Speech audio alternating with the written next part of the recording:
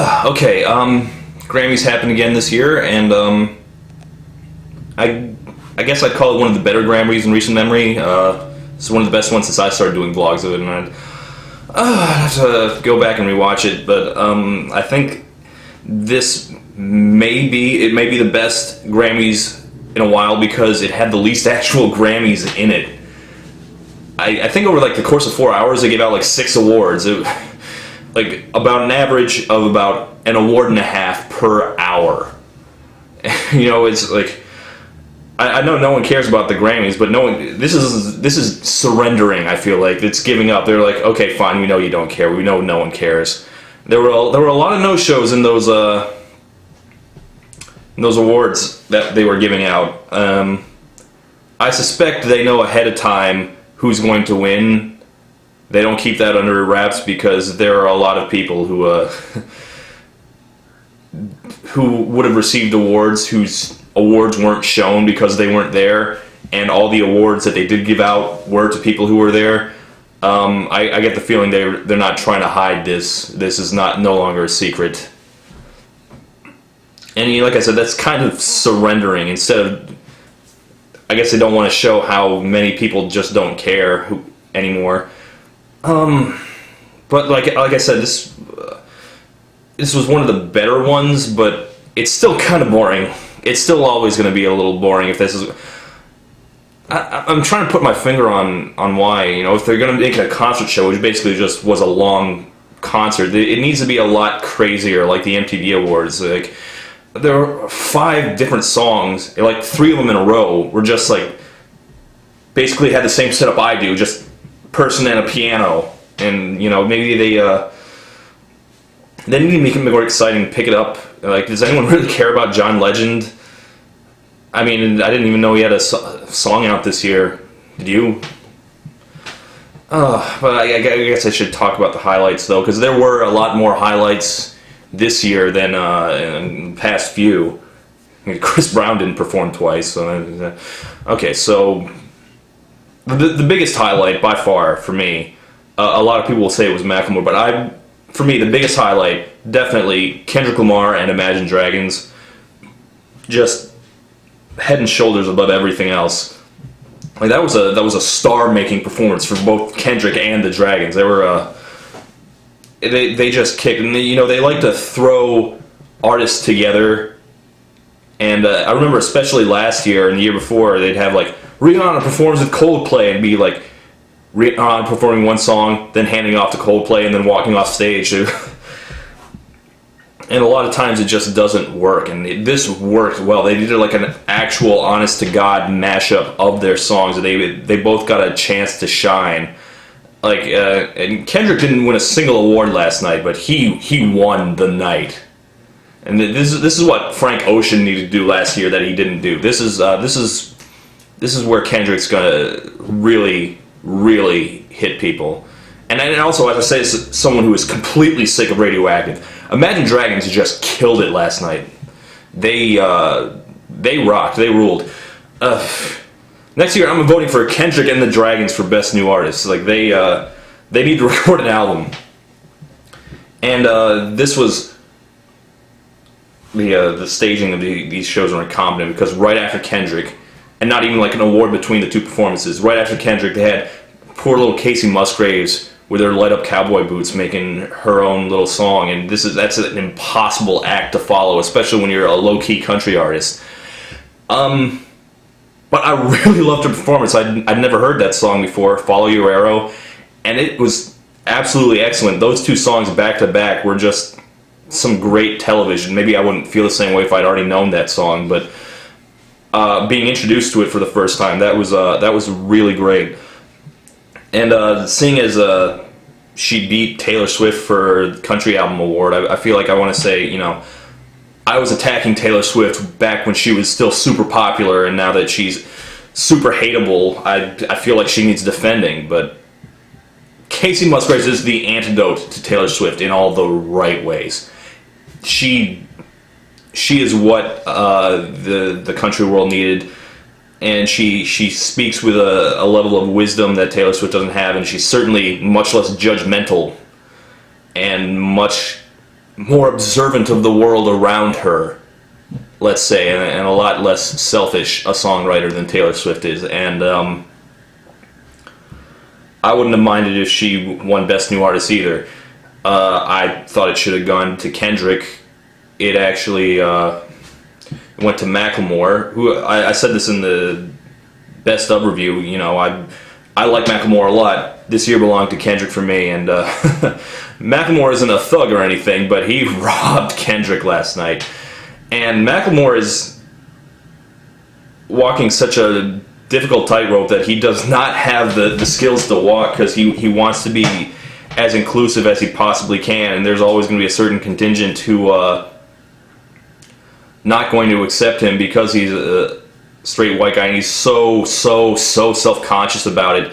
He does weird things, like he apologized to Kendrick, and then he Instagrammed his apology to Kendrick for winning, which it's I don't know what he should have done. I'm not sure that was it. But his performance last night, that was, he did Same Love, and then Queen Latifah got on stage in the middle of it to preside over 30 gay weddings, and Madonna was there and sang Open Your Heart, and, you know, that's just good television. Even if you think Same Love is corny, and it's very corny in a lot of ways, but you should really try to enjoy that, you know, you really should. That was a glorious night, and well, you know, come to think of it, it was a pretty gay Grammys, because not only Same Love, Casey Musgraves performed Follow Your Arrow, which is explicitly pro-gay rights, and then Sarah Bareilles performed Brave, and you know that was also intended to be pro-gay-ish. I mean, you wouldn't know it just listening to the lyrics, I don't think. But so that's 3 in a row. So if you are pro-traditional marriage, then not a night for you. Sarah Bareilles was nominated for Best Album, which is weird. Like, I don't think there were many people who thought Sarah Bareilles made one of the best albums of the year. I listened to it. It's okay. This is one of the weird things about the Grammys. They never seem to be in touch with anything. They don't even seem to be pretending.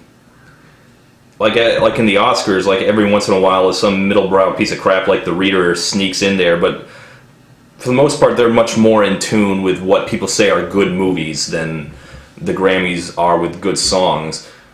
And this was one of the better years for the awards. The awards too. Not many bad things getting awards. I mean, they gave one to Holy Grail, which I definitely would not have given. Bruno Mars for Best Pop Album, which I really like 2 of those songs on that album, but everything else, you know, I wouldn't call it very good. Of course, Daft Punk were the big winners, and Daft Punk did a pretty good performance. You know, so you can't get mad about that. I think, is that the first electronica album that's ever won Best Album? Probably. That, you know, I'm a huge Daft Punk mark. I'm a huge fan of them, so you can't be mad about that. And you know, it's one way to keep the Grammys shorter. Keep giving awards to people who don't talk. Like, oh no, it's like you cut off Daft Punk during their speech. Obviously, that didn't happen. It would have been great if they just, you know, popped off the mask and then gave an actual speech, but obviously that didn't happen. Well, but for the most part, yeah, it was really boring. Which is less boring than usual, but still pretty boring. Like I said, there were like 5 piano ballads, and a lot of the even like the wilder, wacky performances didn't really hold up. Like Katy Perry with her weird, crazy witch thing she was doing for Dark Horse, which is a terrible song for the record. Like, Roar is a bad Firework, and Dark Horse is a bad E.T. And like, maybe if she'd been performing a better song, that whole setup would have worked, but mostly it was kind of dull. And Pink Pink comes down wearing, doing her acrobatic stuff, and that I've seen it. She's done that. She's done that a billion times. She does it every award show she's ever done, and I mean, God knows if I could do that, I'd do it every single time too. But and then she performed "Try," which is an okay song. She performed "Give Me a Reason," "Give Me Just One Reason" with Nate Ruess from Fun. Nate Ruess has no chemistry with Pink. Pink and Nate Ruess have absolutely no chemistry whatsoever. I guess it fits the song. They don't. I am very worried about their relationship. I feel like it's on its last legs. And Paul McCartney performed. I mean, it's an even numbered year, so Paul McCartney is going to perform at the Grammys. And surprising no-show from Sting, Mick Jagger, Springsteen, Elton John, U2. Usually at least one of them performs. They gave it to Paul McCartney this time. They also gave it to Ringo, which is weird. They gave it to Ringo. They let Ringo do a performance. What's it like to be a musical legend who's also a punchline? You can't feel bad for Ringo. He certainly never seemed like he's minded it at all, so, good for him, I guess. And just, if you want a musical legend to perform at the Grammys, Ringo is the very lowest you can go and still technically be a musical legend. I guess Carole King still got it. She performed Cinderella. She still got it. Stevie Wonder seemed a little shaky. He hasn't performed in a while. I don't feel like. But I did really like Daft Punk's performance with Pharrell and Stevie and Nile Rodgers. Beyonce performed the show. She looked pretty damn good. Don't like the song. I swear to God, there are Beyonce songs I like. I swear to God. I just haven't gotten a chance to actually talk about them. Oh yeah, Robin Thicke in Chicago. That's a match made in my nightmares. Oh my God. But Chicago, they were fine. They were good. They played only the songs I liked from them, from pre-sellout, pre-1976. And Blurred Lines is actually pretty awesome with a horn section. And so that was actually a good night, a good thing for the night. Let's see what else. Oh yeah, they did a tribute to Lou Reed. They got up to talk about how great Lou Reed was, and then Metallica sang a Metallica song. That led right into that. I thought Metallica was going to perform a Velvet Underground song or a Lou Reed song, or at least they performed a song by them. I thought maybe they were going to at least perform something they performed with Lou Reed, because they did. Lou Reed and Metallica put out an album together. I still haven't listened to it because, by all accounts, it is the worst thing that ever happened. It is just awful from beginning to end. So I guess I understood why they didn't perform anything from Lulu, their album. Lou Reed is great. Let's hear some Metallica. Oh yeah, they performed it with some classical musician, Lang Lang, that I've never heard of, because I don't listen too much classical, or maybe he's jazz, I don't even know. They did that about 10 years ago with Foo Fighters and Chick Corea, the famous piano player, and it worked about as well each time, as in not really. Maybe Metallica should perform instead with an entire symphony. Just throwing that out there. I bet that would sound great. Okay, we're never going to see that. Oh, gosh. Oh, yeah, Okie from Muskogee, the Highwaymen. Was it Willie Nelson, Merle Haggard, Chris Christopherson, and Blake Shelton got there to perform the country songs of the night. I mean, I guess they had Keith Urban too, and Hunter Hayes, but neither of those are really country. But yeah, they performed some country music, some old classics. They performed Highwaymen, they performed Okie from Muskogee, and Okie from Muskogee is the most proud, anti-hippie conservative song that's ever been written. It's a weird thing to play on the same night where you're performing Same Love and Brave and Follow Your Arrow.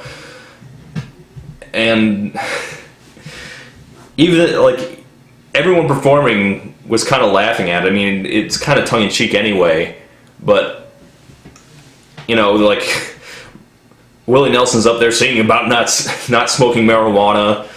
Blake Shelton's up there singing about not making a party out of lovin'. Like, this is so out of touch with the modern country scene, but it was still fun. You know, they were clearly enjoying themselves, so that was one of the better ones of the night. Mostly the Grammys just doesn't work as a show. Oh, Cool J is so corny. He's, you know, it's weird that the man who performed Mama Said Knock You Out and, you know, I'm Bad, you know, is turned into such a cornball. I can't put my finger on why the Grammys is so much worse than the Oscars or the Emmys. I came up with a drinking game. Every time you're so embarrassed you have to take a drink, take a drink. I guess I grew up watching the Country Music Awards, which is like super corny, but not boring. Like, they'd have these stupid little skits and they'd have crazy moments, but they were a lot more fun if you're into country music and you've got that sort of cornpone sense of humor. But these things have way more energy. The Grammys are just so inessential. Like, the Oscars, they put on like a real pageantry of a show, even even if it's ridiculously terrible and embarrassing. It's not boring. And I